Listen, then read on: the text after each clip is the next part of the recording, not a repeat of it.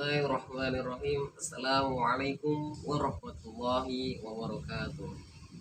Alhamdulillah rabbil alamin. Wa bihi nasta'inu ala umurid dunya waddin. Wassalatu wassalamu ala asrafil anbiya'i wal mursalin. Sayyidina wa maulana Muhammadin wa ala alihi wa ashabihi ajma'in, amma ba'du. Yang terhormat Ibu dosen Kristiana Rizky Rahmah selaku dosen pengampu mata kuliah strategi belajar mengajar, dan tak lupa kepada semua teman-teman yang berbahagia dimanapun kalian berada. Perkenalkan, saya Arizadu Koamung Salisa Amri dari kelas PIA kelompok 1 dengan NIM 2011900035. Di sini saya sedikit menjelaskan dan mempraktekkan terkait salah satu strategi belajar mengajar dari beberapa materi yang ada. Strategi belajar mengajar yang saya ambil di sini adalah strategi konseptual. Nah, strategi belajar mengajar konseptual ini ada beberapa hal yang harus diperhatikan, di mana satu pengajaran harus memperhatikan pengetahuan yang telah diketahui oleh siswa. Kemudian pengajaran dimulai dari yang umum ke khusus, dari yang global ke khusus. Kemudian ketiga, pengajaran ini menekankan pada pemahaman terhadap peserta didik. Dan terakhir, di mana pengajaran ini harus ada upaya praktek secara langsung dan refleksi terhadap kegiatan sehari-hari. Maka dari itu, dari beberapa hal tersebut harus kita perhatikan ketika kita menggunakan strategi belajar mengajar konseptual. Bagaimana prakteknya dalam menerapkan strategi belajar mengajar konseptual tersebut? Oke, sebelum saya praktekkan, saya mohon maaf karena di sini saya mengajar tanpa ada siswa. Di sini mohon ada kemakluman ketika nanti ada kesalahan kata atau kesalahan perbuatan dalam saya menyampaikan strategi konseptual ini. Oke, berikut akan saya berikan sedikit contoh terkait strategi belajar mengajar konseptual. Simak video ini sampai selesai, jangan di skip. Oke, saya akan mempraktekkan. Bismillahirrahmanirrahim. Assalamualaikum warahmatullahi wabarakatuh. Selamat pagi siswa-siswi SMPN Negeri 1 Ponorogo. Alhamdulillah, pada kesempatan kali ini kita masih dipertemukan kembali untuk menuntut ilmu, guna untuk memperdalam keilmuan khususnya dalam bidang keagamaan, pendidikan agama Islam. Oke, kita melanjutkan materi kemarin minggu lalu yang telah kita sampaikan minggu lalu. Sebelum kita melanjutkan materi kemarin, alangkah lebih baiknya kita buka pertemuan pada pagi hari ini dengan bacaan Ummul Kitab wa ala hadiniyah wa ala kulliyanatis salihah al-Fatihah. Amin amin ya rabbal alamin. Oke, selanjutnya kita akan melanjutkan materi pada pertemuan minggu lalu. Pertemuan minggu lalu kita sudah sedikit menyinggung terkait materi toharoh. Kita sedikit mengulang lagi, apa definisi dari toharoh tersebut? Ya, toharoh secara bahasa merupakan bersuci. Toharoh secara istilah adalah membersihkan diri, pakaian, dan tempat dari najis. Selanjutnya, macam-macam toharoh ada berapa? Ya, kemarin telah sedikit kita singgung bahwa macam-macam toharoh itu ada dua. Yang pertama adalah toharoh dari najis, yaitu cara membersihkannya dengan cara memercikkan air atau membasuhkan air kepada najis tersebut atau kotoran yang menjadikan sebuah tidak sahnya dalam kita beribadah kepada Allah. Terus kemudian kedua, toharoh dari hadas. Bagaimana cara mencucikannya? Yaitu ada tiga. Yang pertama dengan cara berwudu, yang kedua dengan cara mandi besar, dan yang terakhir dengan cara tayamum. Oke, di sini saya akan sedikit menjelaskan bagaimana tata cara tiga toharoh dari hadas tersebut. Yang pertama adalah masalah wudu. Wudu ini sangat penting dan urgent sekali. Sebab apa? Sebab kita sebagai muslim yang berakhlakul karimah, kita harus senantiasa melaksanakan sholat.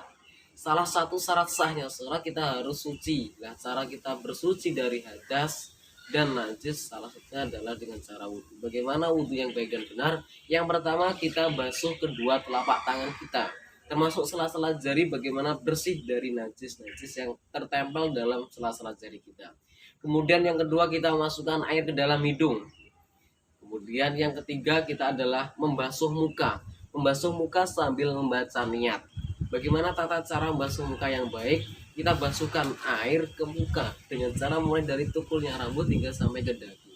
Selanjutnya kita basuh tangan sampai ke siku-siku, di mana air kita ratakan sampai siku-siku, kedua tangan sampai merata. Tata cara adalah kita dahulukan yang kanan kita, bagaimana kita mengupayakan sunnah yang dilakukan oleh Nabi, yaitu dari yang kanan kemudian yang kiri. Selanjutnya kita membasuh rambut. Membasuh rambut cukup secukupnya. Kemudian kita basuh telinga. Bagaimana tata cara membasuh telinga? Ya, kita dari bawah ke atas dengan cara sama, langsung dari yang kanan dan kiri. Dan yang terakhir adalah kita membasuh kaki. Basuh kaki di mana kaki dari bawah sampai dengan minimal dari batas mata kaki, dan sunnahnya sampai pada lutut. Dan terakhir adalah tertib. Jadi beberapa langkah tersebut harus kita laksanakan secara tertib. Ketika salah satu dari langkah tersebut tidak kita laksanakan secara tertib, maka wudhu kita tidaklah menjadi sah. Kemudian tata cara yang kedua adalah mandi besar. Bagaimana cara mandi yang besar? Adalah kita niat yang pertama. Bagaimana kita niat mandi besar? Oke, tadi terlupakan niat wudhu, kita belum kita sampaikan. Niat wudhu adalah bagaimana? Bismillahirrahmanirrahim. Nawaitu wudhu'a lirafa'il hadasil asgharil fardhalillahi ta'ala. Oke, kita lanjutkan pada mandi besar. Yang pertama adalah niat. Bagaimana niat mandi besar? Bismillahirrahmanirrahim. Nawaitu ghusla lirafa'il hadasil akbari fardhalillahi ta'ala. Kemudian bagaimana tata cara berikutnya? Kita basuhkan air dari atas ke bawah. Ini merupakan sunnah dari baginda Nabi Muhammad SAW. Terus kemudian yang terakhir adalah tertib. Terus kemudian tata cara yang ketiga yaitu tayamum. Bagaimana tata cara tayamum ini?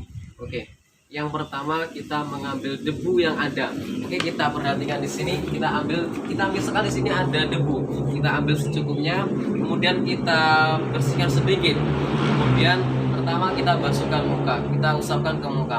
Bagaimana tata caranya? Kita ambil dari yang depan, posisi depan terlebih dahulu. Kemudian nanti yang terakhir ada bagian yang bawah. Bagaimana? Kita lihat video ini. Kita sambil niat. Jadi niat tayamum bagaimana? Sambil mengusap wajah. Bismillahirrahmanirrahim. Nawaitu tayamumma li istibahati sholati fardhalillahi ta'ala. Kita lakukan secara 3 kali untuk mengikuti sunnah baginda Nabi. Terus kemudian kita ambil debu lagi, kita sedikit bersihkan, kemudian kita usapkan ke tangan. Sama, kita awali dari yang depan terlebih dahulu, nanti kita lanjutkan yang belakang. Bagaimana tata caranya? Simak videonya dari sini, kemudian lanjut sampai sini. Begitu juga yang kiri, kita sampai sini, kemudian lanjut ke sini. Kita lakukan sebanyak 3 kali dengan tertib. Itu merupakan tata cara tayamum. Oke, demikian tadi merupakan beberapa cara dari kita taharah dari hadas. Kemudian dari ketiga tata cara bersuci dari hadas tersebut, mulai dari wudhu, tayamum hingga mandi besar, kita praktekkan secara satu persatu pada pertemuan yang akan datang. Oke, demikian tadi materi dari saya, kurang lebihnya saya mohon maaf. Marilah kita tutup pertemuan pembelajaran pada pagi hari ini dengan bacaan Alhamdulillahirabbil alamin. Kurang lebihnya dari saya mohon maaf. Assalamualaikum warahmatullahi wabarakatuh. Oke teman-teman dan ibu dosen yang berbahagia, demikian tadi sedikit dari praktek bagaimana kita menggunakan strategi belajar mengajar konseptual, di mana pada materi tersebut kita mempraktekkan bagaimana tata cara toharoh yang baik dan benar. Sebab pada strategi konseptual ini kita menekankan bagaimana praktek secara langsung. Maka dari itu merupakan secuil dari praktek dalam pembelajaran strategi belajar mengajar. Kurang lebihnya dari saya mohon maaf. Aqulu qouli hadza wal afu minkum. Assalamualaikum warahmatullahi wabarakatuh.